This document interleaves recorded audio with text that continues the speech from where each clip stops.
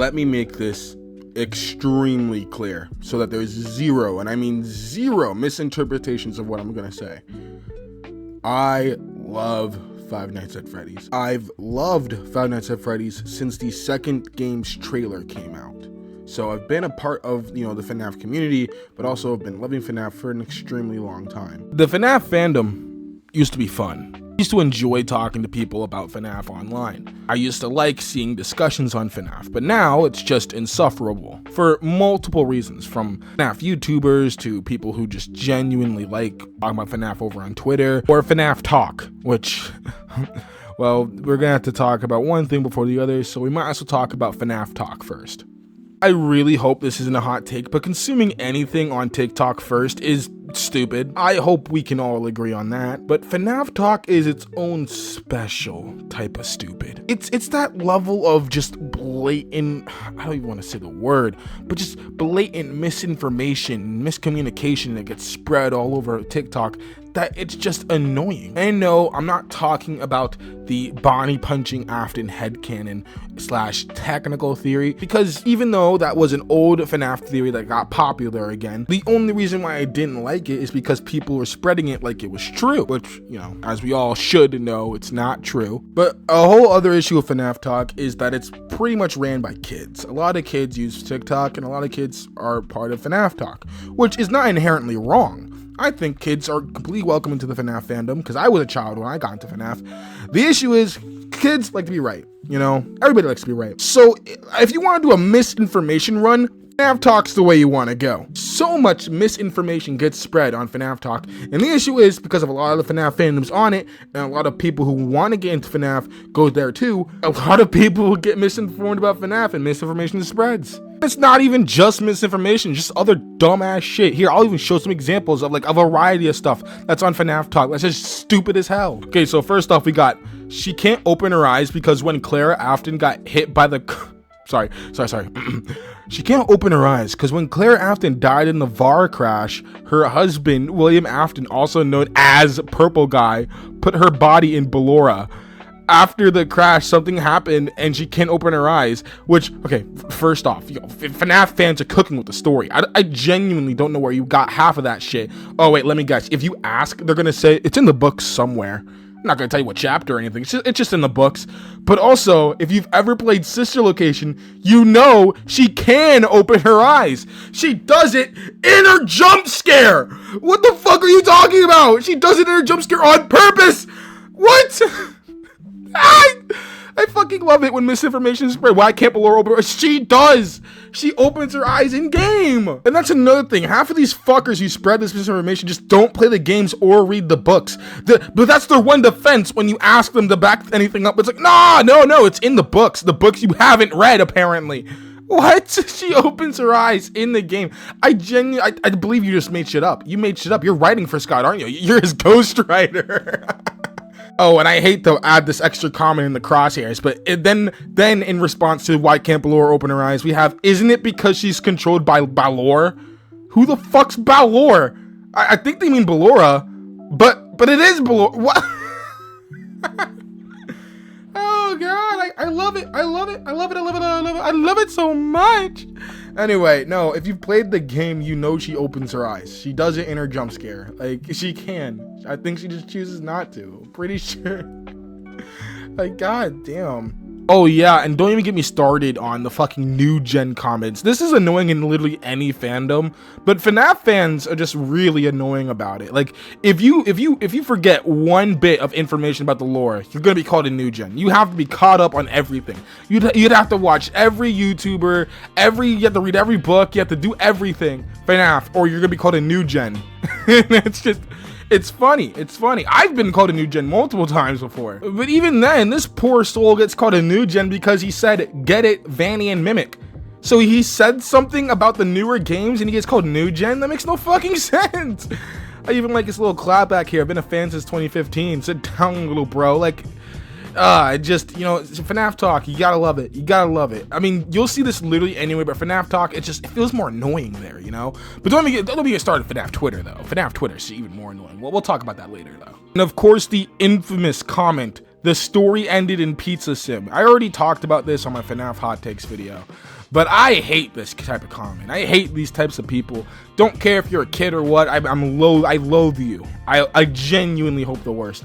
Because it's just a stupid thing. That's like saying One Piece should have ended at Marineford. Like, what are you talking about? You're actively saying you don't want more story.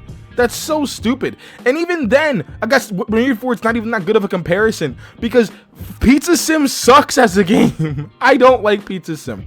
I'll stand on that ground. I don't like Pizza Sim. I do not like Security Breach.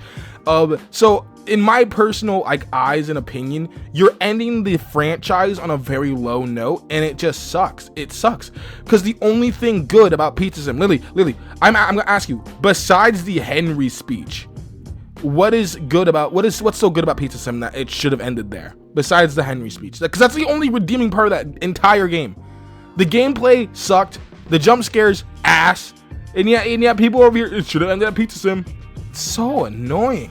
I think literally the only things I liked about that game is Molten Freddy and Scrap Baby's designs. Besides that, I genuinely just hate that game so much. And this goes the same for FNAF Twitter as well. FNAF Twitter and FNAF Talk are arguably interchangeable because, you still meet the same insufferable people, same spot too. Both spaces are just extremely toxic, and it's super hard just to be a FNAF fan on either spaces. I kid you not, I had somebody argue with me for 24 hours over if fucking Andrew was the one you should not have killed, which, I mean, I don't think you guys really want to know my opinion. I don't like Andrew. I think he's stupid. But even then, we had a 24-hour long argument.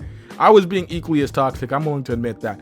But then he hit me with the fucking Scott retcons things over it. I wish I could pull up the fucking, maybe I still can. Maybe I'll do that for a whole other video. Like and subscribe if you want to see that. I'll pull up that conversation. But anyway, but a good thing about the FNAF fandom, and it's always been a good thing about the FNAF fandom, the theory channels are still good. As a matter of fact, I feel like we went into a theory channel renaissance for the new ones popping up, like Unwithered Truth, Zetarox, who I already talked about on the channel. So low-key, the theorist side of the FNAF community has not changed. It's still a good side, although I would argue game theory and film theory are kind of dropping, I'm not gonna lie. But that's my personal opinion on those. I'm already thinking about making a video on them.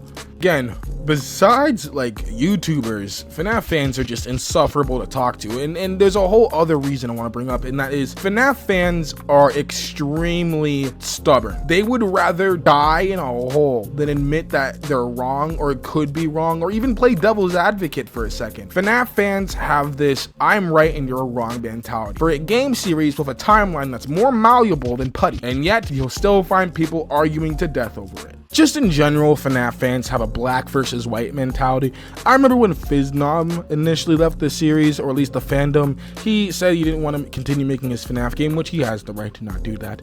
But then, when he started playing the newer FNAF games, everybody was on his ass like, oh, but you just said you were done with FNAF, why are you still playing the games? But they just don't understand that you can not take part of the fandom and still enjoy the games, like what I like to do.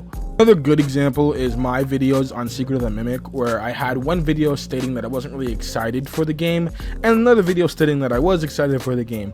Both being my genuine opinion. I had very mixed opinions before Secret of the Mimic came out, that I was both worried but still excited for, both in my non-excited video and my excited video, and I had some people in my comments saying that I should make up my mind. Again, a very black and white mentality.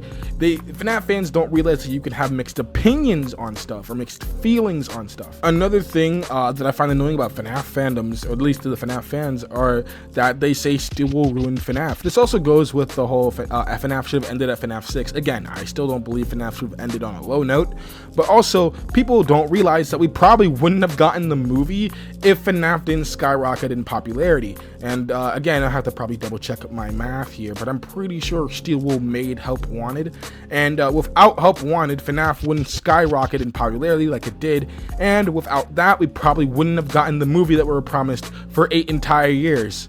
But yeah, those are just my opinions, my personal feelings, just getting real with you guys.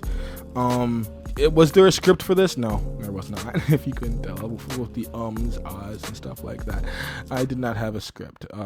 Why? Because this is just from the heart, you know. This is just my personal. I don't like talking with FNAF fans, and I'm probably not gonna like talking with anyone in the comments. But speaking of the comments, you should comment, like, and subscribe though. You should do that. I'm not saying you shouldn't. But does it mean that all FNAF fans are bad? No, not all of them. They're probably, it's what I like to call a very, very loud minority.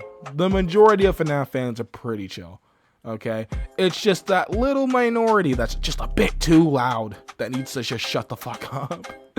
That little minority needs to just go away. Just go away. Go somewhere else. Go to fucking Ban or fucking Poppy Playtime. Their fandoms suck. Whatever. So yeah. My thoughts, my opinions, my feelings. I'll see y'all later. This was just another yap sesh.